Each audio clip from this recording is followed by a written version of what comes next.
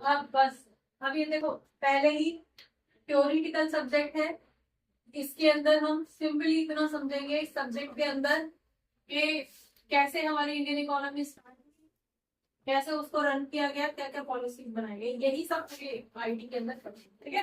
तो अभी जो हम सब्जेक्ट स्टार्ट कर रहे हैं वो क्या है, Indian economic development, ID usually आप इसको बोल देते हो। तो इंडिया का, जैसे नाम से दिख रहा है, इंडिया का इकोनॉमिक डेवलपमेंट कैसे हुआ आज तक। अब इकोनॉमिक इंडिया का कब से स्टार्ट हुआ, जब हम इंडिपेंडेंट हुए बेसिकली, तो हम तभी से अपनी इंडिपेंडेंट इकोनॉमी बनाई है ना हमने। उससे पहले तो हम किसी ना किसी के अंडर थे, राइट, ब्रिटिश गवर्नमेंट थी। तो मेनली उससे पहले, उससे बहुत पहले जाओगे तो पता नहीं क्या क्या रहेगा, तो उतना ज्यादा तो नहीं पढ़ा जा सकता। मेन पॉइंट इज कि यहाँ से जो आपकी आईडी स्टार्ट हो रही है, that is from the day of independence. जिस दिन हम आजाद हुए, आपका फर्स्ट चैप्टर ही यही है, Indian economy on the eve of independence. जिस दिन हम इंडिपेंडेंट हुए उस दिन शाम को हम एनालिसिस कर रहे हैं कि हमारी इंडियन इकोनॉमी की हालत कैसी थी। ये इस चैप्टर के अंदर आप, ठीक है। पूरी बुक के अंदर जो है वो थ्योरेटिकल पोर्शन रहेगा कि इंडिया के अंदर जब हम इंडिपेंडेंट हुए, देखो कि किस पोर्शन में इसको आप पढ़ोगे। सबसे पहले तो आप पढ़ोगे कि जब हम इंडिपेंडेंट हुए तो हमारी हालत कैसी थी, ठीक है। अब हमारी हालत मतलब हमारी इकोनॉमी की हालत कैसी थी। उस इकोनॉमी के अंदर हम मल्टीपल एस्पेक्ट पढ़ेंगे, अलग अलग एस्पेक्ट के फॉर्म में देखेंगे कि एग्रीकल्चर की हालत कैसी थी, हमारे फॉरेन ट्रेड की हालत कैसी थी, हमारी डेमोक्रेसी की हालत कैसी थी, ठीक है, हमारे इंटरनेशनल ट्रेड की हालत कैसी थी। ये सारी चीजें हम उसके एस्पेक्ट में इसको पढ़ेंगे, राइट। देन उसके बाद में हम पढ़ेंगे कि हमने इंडिपेंडेंट हो गए, अब उस ड्यूरेशन से मीन्स 1990 तक क्या क्या पॉलिसीज बनाई, कैसे काम किया, ठीक है। उसके बाद में 1991 में हमें न्यू इकोनॉमिक पॉलिसी अडॉप्ट करने की जरूरत क्यों पड़ी, उसका क्या मीनिंग था। और इसी के रेफरेंस में हम एम्प्लॉयमेंट पढ़ेंगे, हम रूरल डेवलपमेंट पढ़ेंगे, हम मल्टीपल चीजें पढ़ेंगे सब थ्योरेटिकल के होता क्या है, क्या पॉलिसीज बनाई गई, उनका इम्पैक्ट क्या आया, इम्पैक्ट आया या नहीं आया, ठीक है। वो सारी चीजें आपको यहाँ पे क्लियर हो गया। तो अब यहाँ पे घुसने से पहले, थ्योरेटिकल एस्पेक्ट पे घुसने से पहले आप ये समझो कि हम यहाँ पे तो पढ़ रहे हैं कब, इंडियन इकोनॉमी, ठीक है, Indian economy on the eve of independence. Meaning क्या है इसका, इंडिपेंडेंस के दिन हमारी हालत कैसी थी, काम को देखो एनालिसिस कर रहे हैं। इंडिपेंडेंट कब हुए हम, 1947 में, राइट। उससे पहले जरा फ्लैशबैक में चले जाओ, जरा कैसी थी हमारी इकोनॉमी, अंग्रेजों के आने से पहले हमारी इकोनॉमी कैसी थी। हमारी इकोनॉमी को गोल्डन बर्ड कहा जाता था, सोने की चिड़िया, सुना है, हाँ जी। हमारी इकोनॉमी को सोने की चिड़िया कहा जाता था, क्यों भाई, सोने की चिड़िया होती थी हमारे यहाँ, फिर क्यों बोला जाता था। पहले फ्लैशबैक को समझो, फिर इसको कोरिलेट करने में तुम्हें हेल्प मिलेगी। हाँ जी, हमारे पास हर टाइप की स्पाइसेस वगैरह अवेलेबल है। ओके, स्पाइसेस तो खाए ही नहीं जाते, बस लिमिटेड कंट्रीज है जहाँ पे स्पाइसेस खाए जाते हैं, नहीं तो आप जितना भी कॉन्टिनेंटल फूड देखोगे सब फीका होता है, हमसे है नहीं। हाँ जी, तो स्पाइसेस की तो बहुत ज्यादा डिमांड नहीं है, लेकिन हाँ एक एस्पेक्ट तो है हमारा इंटरनेशनल ट्रेड का। हाँ जी, क्यों क्यों बोला जाता था, कभी सोचा है हमारी कंट्री को सोने की चिड़िया क्यों बोला जाता था। इकोनॉमिक्स के पॉइंट ऑफ व्यू से बताना है, हैंडीक्राफ्ट इंडस्ट्री, आप बता दो। गोल्ड के मीन्स गोल्ड और अदर मिनरल्स थे, ठीक है, गोल्ड रिजर्वियर थे और बस। अच्छा, गोल्ड रिजर्वियर थे इसलिए हमारी कंट्री के पास सोने की चिड़िया हो गई है, हमारी गोल्डन कलर की चिड़िया होती थी। हाँ जी, क्यों, और कुछ पॉइंट, बस इकोनॉमिक्स के बच्चे हो। हाँ जी, हमारे पास all type of resources available थे। अगर हम अपनी कंट्री को देखते हैं हमारे पास कोल्ड रीजन भी है जहाँ पूरे 12 मंथ्स, पूरे साल जहाँ पे स्नोफॉल होता है, हमारे पास वो रीजन भी है। ठीक है, हमारे पास कोस्टल एरिया भी है, हमारे पास प्लेन एरिया भी है, हमारे पास कोई भी मतलब गर्म भी है, रेत भी है, डेजर्ट भी है, हमारे पास हर तरह के। अगर आप नीचे साउथ में चले जाते हो, वहाँ पे चंदन उगता है, वहां पे जिसको हम मर्सी लैंड बोलते हैं, वो भी है। हमारे पास मैंग्रोव्स भी है, हमारे पास हर तरह के रिसोर्सेज अवेलेबल है। आप सॉइल की बात कर रहे हो, हर तरह की सॉइल हमारी कंट्री के हर अलग अलग कोने में अवेलेबल है? तो हर तरह की चीजें हम उगा सकते हैं। जब हमारे पास सॉइल अवेलेबल है तो उससे रिलेवेंट चीजें हम उगा सकते हैं खुद से। हमें किसी दूसरे के पे डिपेंडेंट होने की जरूरत नहीं है अपने फूड के लिए, राइट? हमारे पास हर तरह का क्लाइमेट है। ठीक है, क्लाइमेट, जिस क्लाइमेट के लिए जो भी क्रॉप फिजिबल है वो इजीली उगाई जा सकती है, वो बिजनेस किया जा सकता है, उससे रेलेवेंट एक्टिविटीज की जा सकती है, इकोनॉमिक एक्टिविटीज की जा सकती है। हमारे पास मरीन है। आप देखो, अगर हम ऊपर के एरिया को छोड़ दें तो नीचे तो हम दोनों तरफ से समुद्र से घिरे हुए हैं। हमारे राइट में भी लेफ्ट में भी समुद्र है, तो हमारे पास मेरीन लाइफ प्रॉपर है। मेरीन लाइफ का मतलब क्या हो गया? जितना भी sea food world wide export होता है, हमारे पास इतनी क्वांटिटी है, अभी भी है, पर उस टाइम पे भी थी। तो इसका मतलब है हम पूरी तरह से इंडिपेंडेंट थे। हमारे पास जो गोल्ड माइंस थी, यस थी। हमारे पास कोहिनूर हमारी कंट्री में हुआ है और किसी कंट्री में नहीं हुआ आज तक। डायमंड पूरे वर्ल्ड वाइड सप्लाई हो रहे हैं। बहुत सारी कंट्रीज है जहां पे डायमंड के रिजर्व मिल रहे हैं, लेकिन कोहिनूर नहीं हुआ ना दूसरा। कहाँ हुआ वो? कोल माइन हमारे पास था, कोयले के खानों में बनता है ना, तो कोल माइन हमारे पास था। अंग्रेज थे। अभी कितनी सारी मूवीज तुमने देखी होगी, ये चोरा चोरी और ये जितने भी कांड हुए हैं, उनमें क्या था?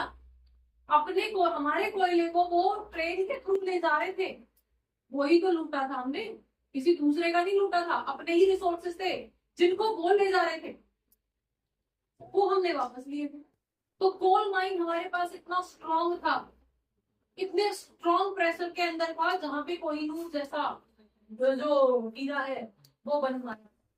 तो हमारे पास हर तरह के रिसोर्सेज होने के कारण हम हर तरह की क्रॉप्स उगा सकते थे, हम फूड सप्लाई सफिशिएंट थे, हमारे पास सारे तरह की क्लाइमेट, सारी तरह की सॉइल, सारे मतलब वाटर अवेलेबिलिटी, मरीन लाइफ, हमारे मिनरल्स, सब कुछ हमारे पास था।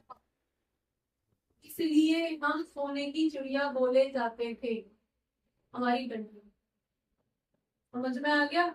तो सोने की चिड़िया सिर्फ वही नहीं है कि गानों में ही सुनना है बस, मेरे देश की धरती सोना उगले, वो सोना नहीं उगलती थी। हमारे पास सॉइल इतनी अच्छी है कि हर जगह से हम कैश क्रॉप्स उगा सकते थे। इंडस्ट्रीज के लिए जो रॉ मटेरियल चाहिए, हर तरह का रॉ मटेरियल हम अपनी इंडस्ट्री से उगा सकते थे। नीचे साउथ की तरफ चले जाओ, सैंडलवुड्स वगैरह, ये फॉरेस्ट हमारे पास पाए जाते हैं, जिसकी डिमांड पूरे वर्ल्ड में। समझे? तो इन सारी वजहों से, इन सारे रिसोर्सेस की वजह से हमारी कंट्री को सोने की चिड़िया कहा जाता था। क्लियर हो गया? तो वन वर्ड आंसर कि आपकी कंट्री को या हमारी कंट्री को सोने की चिड़िया क्यों कहा जा सकता था? क्योंकि हमारे पास हर तरह की सॉइल थी, हमारे पास गोल्ड रिजर्वियर थे, हमारे पास कोल रिजर्वियर था। कोल मतलब कोयला, कोहिनूर हमारी ही कंट्री में हुआ है।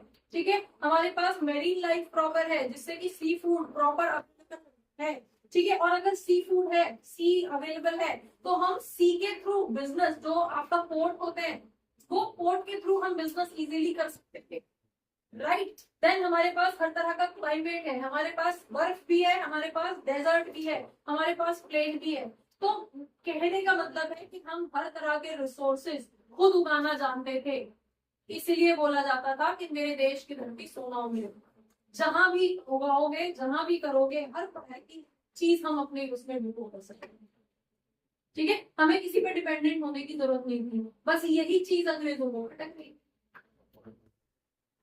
रिसोर्सेज लेना था हमें, इसलिए वो हमारे पास आए। उनकी जो भी पॉलिसी रही, डिवाइड एंड रूल रहा, जो भी रहा, उनका जो मेन टारगेट था वो हमारे रिसोर्सेज को एक्सप्लॉइट करना था। और अपने ड्यूरेशन में उन्होंने यही सब किया। उन्होंने रेलवे सेटअप की, इसलिए हमारे सामानों को, हमारे रिसोर्सेज को लूट के ले जाने के लिए उन्होंने पोर्ट डेवलप किए। पोर्ट क्या होते हैं? समुद्र के थ्रू जहाँ से बिजनेस किया जाता है वो प्रॉपर, जो जैसे एयरपोर्ट है ऐसे ही वाटर पोर्ट जो है उसको पोर्ट बोलते हैं। ठीक है, तो हाँ कंटेनर वगैरह जो शिप के थ्रू जाते हैं वो सारी चीजें, तो वो भी डेवलप किसने किया? वो भी उन्होंने अपने फायदे के लिए किया। टेलीग्राम, पोस्टेज, फोन, ये सब क्यों स्टार्ट करवाया? अपने फायदे के लिए, अपने कम्युनिकेशन के लिए। अभी भी हमारा जो हिल स्टेशन है वो किनका डेवलप किया हुआ है? वो उन्हीं का है, क्योंकि वो लोग इतनी गर्मी में नहीं रह सकते। हमारी कैपिटल पहले कौन सी थी? कोलकाता थी। हमारी कैपिटल कोलकाता थी।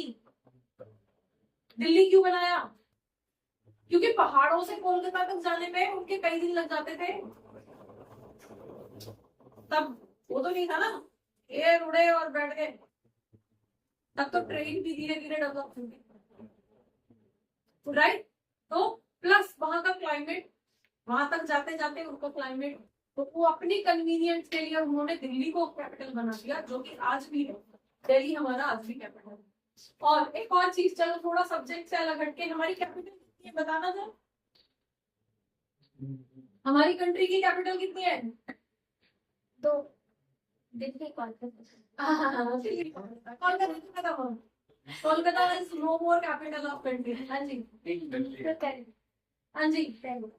एक तो आपकी दिल्ली, ठीक है, कितनी कैपिटल है हमारी?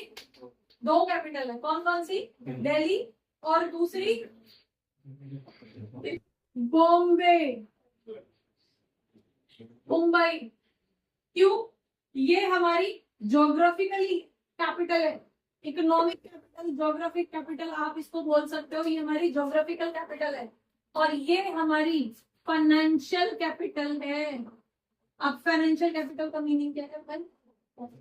फाइनेंशियल कैपिटल जहां से सबसे ज्यादा, मतलब कंट्री का वो पार्ट जहां से सबसे ज्यादा रेवेन्यू जनरेट होके आता है गवर्नमेंट के पास। मुंबई, सिनेमा, एक्टर्स, ठीक है, वो क्या कर रहे हैं? जो भी एक्टर्स वगैरह हैं कितने करोड़ों का टैक्स दे रहे हैं।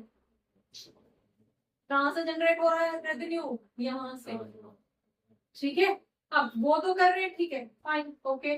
दूसरी तरफ जितने भी स्टैब्लिश्ड कंपनीज हैं उनके सबके हेड ऑफिस मुंबई। जितने भी बिलियनर हैं वो मोस्टली कहाँ रह रहे हैं? मुंबई, ठीक है। कोई भी देखा है कोलकाता में रह रहा है? अब चाहे उनका दूसरा घर कहीं भी बना हुआ है, लेकिन प्राइमरी जो उनका रेजिडेंस है वो कहाँ है? क्योंकि उनकी कनेक्टिविटी उनके बिजनेस से, उनकी एक्टिविटी से, सारी कनेक्टिविटी वहीं से, ठीक है। तो जो कंट्री के लिए सबसे ज्यादा प्लस वहीं पे पोर्ट कनेक्टिविटी, एयरपोर्ट कनेक्टिविटी, जितना भी ये लोड वो रहता है ना, गुड्स ट्रेन की कनेक्टिविटी, या आपका बाय एयर भी जो भी गुड्स वो होती है, कस्टम ऑफिस वगैरह वगैरह वगैरह, ये सब यहाँ है। तो कंट्री का पूरा फाइनेंस, अंबानी नहीं रहते हैं, राइट? तो कंट्री का पूरा फाइनेंस जो है बॉम्बे से, मीन्स कंट्री का ऑलमोस्ट एक मेजर पार्ट, कोई परसेंटेज तो बोलना ठीक नहीं है, मतलब एक मेजर पार्ट जो है कंट्री के फाइनेंस का वो यहाँ से ऑपरेट होता है। इसलिए फाइनेंशियल कैपिटल हमारी कौन सी वाली है? वो मुंबई। समझ में आ गया? तो इंडिया की 2 कैपिटल हैं, कौन कौन सी? एक ज्योग्राफिकल कैपिटल हमारे मैप के हिसाब से दिल्ली, और फाइनेंस के हिसाब से बॉम्बे, मुंबई। क्यों? क्योंकि यहाँ से सबसे ज्यादा रेवेन्यू जनरेट होता है कंट्री को, इसलिए इसको फाइनेंशियल कैपिटल। क्लियर हो गया? चलिए अब हम आ जाते हैं अपनी थ्योरी की तरफ। अब जब अंग्रेज यहाँ पे थे तो उन्होंने क्या क्या किया, क्योंकि हम अपनी थ्योरी कहाँ से स्टार्ट करेंगे? इंडिपेंडेंस के बाद से। लेकिन पहले क्या था? उन्होंने हमारे सारे रिसोर्सेज को एक्सप्लॉइट किया।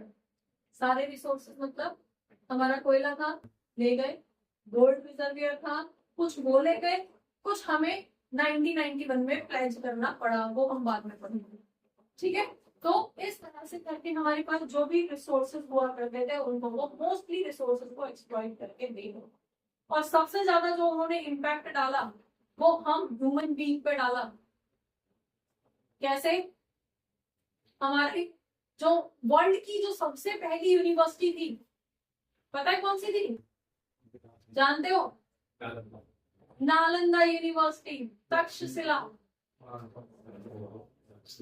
समझ रहे हो? कहाँ थी? बिहार। वर्ल्ड के बहुत, मतलब वर्ल्ड से लोग आते थे वहां पे पढ़ने के लिए। फर्स्ट यूनिवर्सिटी हमारी थी। तो सबसे पहले जो उन्होंने अटैक किया, उससे इंग्लिश गवर्नमेंट से भी पहले जो अटैक किया गया वो हमारी एजुकेशन पे किया गया, वो मुगलों ने किया। सबसे पहले हमारी एजुकेशन को खत्म किया गया।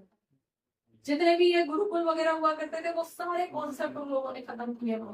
ठीक है, तो इसका इफेक्ट अब अंग्रेजों को और क्या चाहिए था? अंग्रेजों को चाहिए थे गुलाम। पढ़ जाएंगे, अगर सभी लोग पढ़ जाएंगे, पढ़े लिखे होंगे, तो वो लोग तो उनकी गुलामी नहीं करेंगे। राइट, उन्हें तो अपने राइट्स, फंडामेंटल राइट्स और वो सब पता होंगे। ठीक है, तो उन्होंने भी क्या किया? हमारी इस एजुकेशन पे ही अटैक किया और हमारी इस एजुकेशन को आगे कभी बढ़ने ही नहीं दी।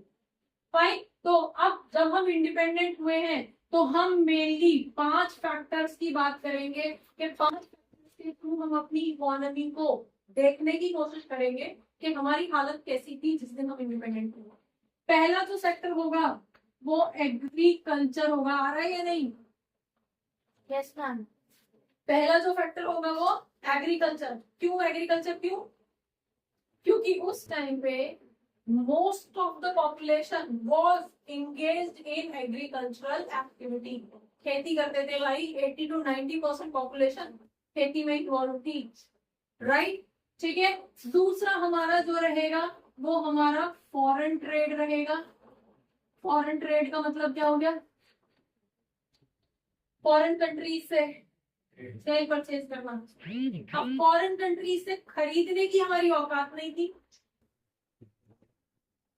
ठीक है, क्योंकि हम तो खुद डिपेंडेंट है, हमारे रिसोर्सेज तो एक्सप्लॉइट हो रहे थे, हमारी कंपनीज को तो डेवलप ही नहीं होने दिया जा रहा था। राइट, तो खरीदने की हमारी औकात नहीं थी और जो हमारे पास रिसोर्सेज है वो सारे जा रहे थे, लूट के ले जा रहे थे। हमारा कोयला, हमारा गोल्ड, हमारी जो क्रॉप्स हैं, हमारे जितने भी रिसोर्सेज थे उनको ले जाया जा रहा था। तो अगर आप इंपोर्ट एक्सपोर्ट या बैलेंस ऑफ पेमेंट की नजर से देखोगे तो इंपोर्ट तो ही नहीं रहा था, सिर्फ एक्सपोर्ट हो रहा था। तो यही एक साल था बस जहां पे हमारा एक्सपोर्ट ज्यादा था और इंपोर्ट कम था और बैलेंस ऑफ पेमेंट पॉजिटिव थी। ठीक है, लेकिन उस पॉजिटिव होने का भी हमें कोई खुशी नहीं है। राइट, उसके बाद आज तक हमारी बैलेंस ऑफ पेमेंट पॉजिटिव नहीं हुई। ठीक है, चलिए फॉरेन ट्रेड हमारे पास हो गया, समझ में आ गया। फॉरेन ट्रेड हम कितना दूसरी कंट्रीज के साथ इंपोर्ट एक्सपोर्ट करते थे। दूसरी तरफ हमारे पास इंडस्ट्रीज। अब इंडस्ट्रीज क्या थी हमारे पास? कुछ थी? क्या थी? इंडस्ट्री के नाम पे हमारे पास वो कॉटेज, बुनाई, कढ़ाई, सिलाई, है ना। अपना कोकोनट शेल से ये बना दिया, फाइबर से ये बना दिया, जूट से ये बना दिया, ये सब चीजें हम कर पाते थे। राइट, तो उसको हम यहाँ पे इंडस्ट्री का नाम देते थे। देन वो हमारी तरफ जो भी एक्सप्लॉइट की गई, अंग्रेजों ने एक्सप्लॉइट की, हमें हमारे स्किल्स में आगे बढ़ने की जरूरत। राइट, दूसरी तरफ जो उन लोगों ने हमें इंडस्ट्री जो दे के गए, हम तो इंडिपेंडेंस के दिन की बात कर रहे हैं ना, तो अब तक तो उन्होंने हमें रेलवे डेवलप करके दे दी। रेलवे कैसे काम करेगी, कैसे चलाई जाएगी, कैसे बनाई जाएगी, वो सिखा दिया उन्होंने हमें। ठीक है, गुलामी करके सीखा, लेकिन सिखाया तो। राइट, तो जब हम इंडिपेंडेंट हुए उस टाइम पे इंडस्ट्री के नाम पे हमारे पास रेलवे थी, हमारे पास स्टील से रिलेटेड भी, क्योंकि रेल बनाने के लिए स्टील तो चाहिए थी। हमारे पास टेलीकम्युनिकेशन था, फोन, जो ट्रंक कॉल होते थे, फिर आधे घंटे तक वेट करना होता था, फिर वगैरह वगैरह, कभी मूवीज में देखा होगा तुमने। राइट, तो वो ट्रंक कॉल्स, मतलब वो टेलीकम्युनिकेशन उनके था। पोस्टेज, जो भी ये लेटर बॉक्स जो पोस्ट होते थे, वो भी उन्होंने ही हमें दिया। इंफ्रास्ट्रक्चर डेवलप करके, पोर्ट डेवलप करके दिया, रेलवे ट्रैक डेवलप करके दिया, वो सब उन्होंने करके दिया। फाइन, तो इंडस्ट्री के नाम पे हमारे पास यही गिनी चुनी कुछ इंडस्ट्रीज हुआ करती। ठीक है, जिस दिन हम इंडिपेंडेंट हो। राइट, उसके अलावा हम बात करेंगे डेमोग्राफी की। डेमोग्राफी का मीनिंग क्या है? हम, हमारी पढ़ाई लिखाई, हमारी एजुकेशन, हमारी हेल्थ, हमारा मोर्टिलिटी रेट, हमारा बर्थ रेट, हमारी जो लिटरेसी रेट, ये सब ये हमारा यहाँ पे है। ठीक है भाई, क्लियर हो गया। और दूसरा इंफ्रास्ट्रक्चर, तो ये इंफ्रास्ट्रक्चर की अभी हमने बात की थी, इसी में इंडस्ट्री में ही, क्या रेलवे के लिए रेलवे ट्रैक बना के दिया, हमारा हिल स्टेशन पूरा उन्होंने डेवलप करके दिया है। ठीक है, आज तक भी हम वहां पे कंस्ट्रक्शन मतलब नहीं कर रहे हैं, वो पुराना कंस्ट्रक्शन है जो सब। ठीक है, दूसरी तरफ हमारा जो पोस्टेज का सेटअप करके उन्होंने दिया, टेली कम्युनिकेशन का पोस्ट सेटअप करके उन्होंने दिया, पोर्ट उन्होंने बना के दिए, मतलब उन्होंने बनवाए हम ही से थे, पैसा भी हमारा ही लगा, रिसोर्सेज भी हमारे ही लगे, लेकिन वो आइडिया तो उन्हीं का था, राइट। तो हम अपनी इकोनॉमी को बेसिकली इन 5 चीजों के रेफरेंस में समझेंगे कि हमारी हालत कैसी है। ठीक है बच्चों, होपफुली बहुत सारे डाउट्स इस क्लास से रिलेटेड, इस टॉपिक से रिलेटेड आपके क्लियर हुए होंगे इस क्लास को देखने के बाद में। अगर रियली आपके कुछ डाउट्स क्लियर हुए हैं, आपको ये क्लास अच्छी लगी है, तो आप इसको लाइक करिए, सब्सक्राइब करिए और अपने फ्रेंड्स के साथ शेयर करिए। Thank you for watching, keep watching, don't forget to share, keep sharing.